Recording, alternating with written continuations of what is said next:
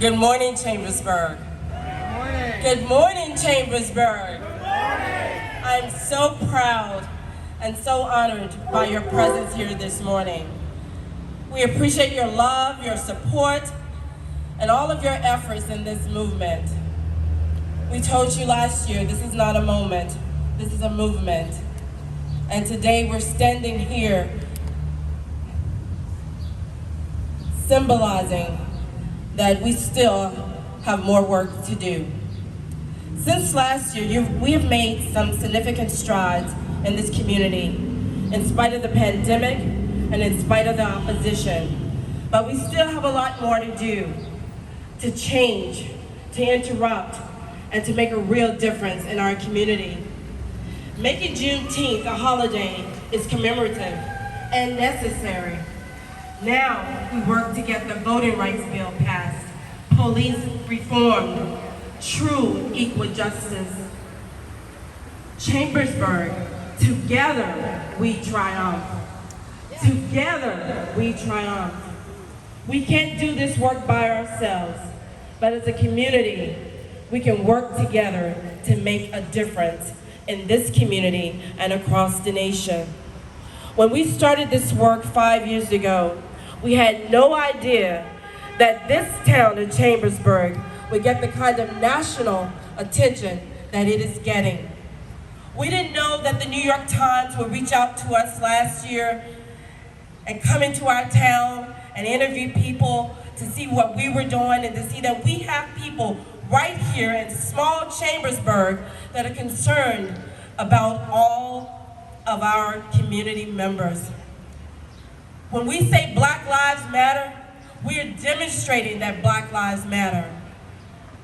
Because you know, we have black people out here, brown people out here, white people out here, Asian people. We have community people out here. So we thank you for your support, for your efforts throughout this journey. We're so excited about what's happening in our community. It's time, you guys. It's time for a change in America. It's time for a new narrative. Because like I said last night, I get up every day putting 1 foot forward to make sure that my daughter, Taylor, can live in a very different world than the one that I grew up in the deep South, in the rural mid-delta of Mississippi. It's time. So again, thank you for your efforts. We appreciate your love and your support, and thank you for being here. And happy Juneteenth, Freedom Day, Emancipation Day, Jubilee Day. Thank you, Chambersburg. And together we triumph. Thank you.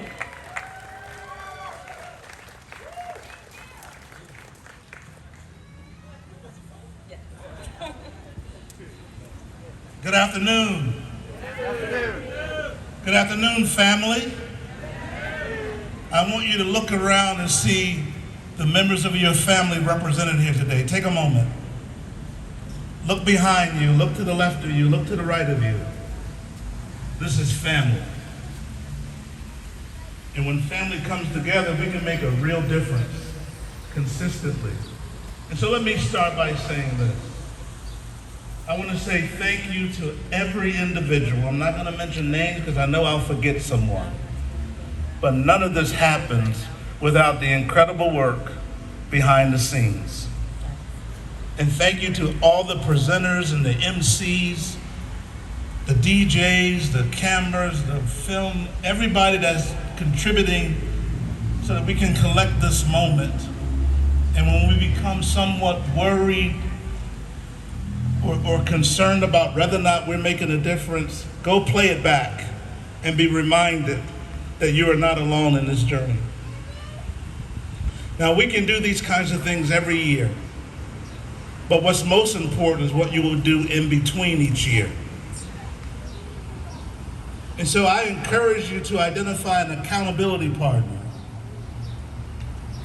Introduce yourself to someone in this audience. Become your accountability partner. Identify what you will do between now and the next event. What will you do for your own individual growth? And what will you do to contribute to this community to make us a community that demonstrates love over hate? I read something a long time ago that has always stayed with me. And I read it in the office of my dear mentor, God rest her soul, Dr. Elnita Jones at Chambersburg University. And on her wall was this quote: "It will not matter how much money was in my bank account, or the kind of car I drove, or even the kind of house I lived in. But the world might be different because I made a difference in the life of someone else." We each have the capacity to make a difference in the space in which we live. And the kind of impact that will take place because of that commitment is extraordinary. I live in Chambersburg. I'm proud to live in Chambersburg. You know why? Because I look out into the audience and I see a true representation of this community. And I'll say this again, and I say it often. There is more love than there is hate. Hate is loud and love is quiet. And it's time to love out loud. It is time to love out loud. We can no longer continue to be quiet, off in the corner, being silent, as our hearts remind us that what we witness is unfair and unjust. When you speak, it's a demonstration of love, not only for you and your family and your comfort, but for those you have never met and those you have not yet met. I have an obligation and responsibility to my family and to your families as a member of this community. I take ownership and responsibility to do my part. I encourage you to do the same. You matter, your voice matters. And so we don't have the luxury of standing by doing and saying nothing. That is no longer an acceptable excuse. Like, I don't know what to say. I don't know how to say it. What if I say the wrong thing? Apologize. Ask for a do-over. But do something. Say something. For those who are counting on us that we haven't even met yet. Leave a legacy of love. I am proud of every individual here. I am looking at children who are oppressive, who all of you know that I have a deep love and compassion and passion for young people. And they stand witness of your presence today.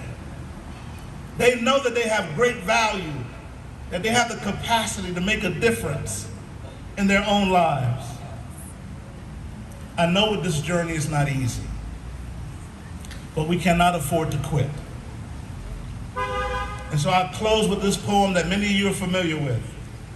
When things go wrong, as they sometimes will, when the road you're trudging seems all uphill, when your funds are low and your debts are high, when you want to smile and you have to sigh, when care is pressing you down a bit, rest if you must, but don't you quit. See, success is failure turned inside out, the silver tints of the clouds of doubt. You can never tell how close you are. You may be near when it seems so far. So stick to the fight when your heart is hit. It's when things seem worse, you mustn't quit. God bless you all. Thank you very much.